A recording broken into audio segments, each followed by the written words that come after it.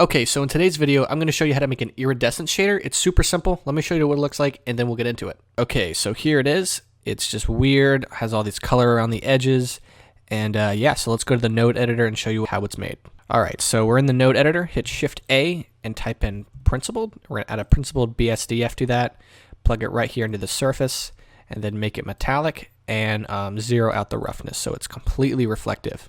Next thing we need to add is a color ramp. Get the color ramp. On RGB, change it to HSL, and then change where it says near to far. Now let's take this black and white, so click on the black, bring it all the way to white, and make it purple.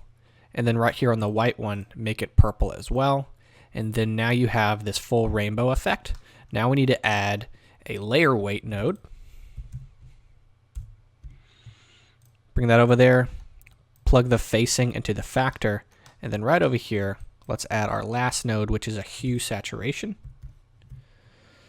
Plug that right there, plug the color into the color, and then the color into the color of our principled.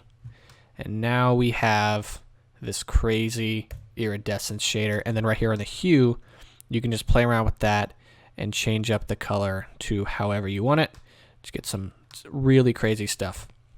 And there you go. It's super simple, it's crazy, it's super abstract, so have fun with that, and thanks for watching.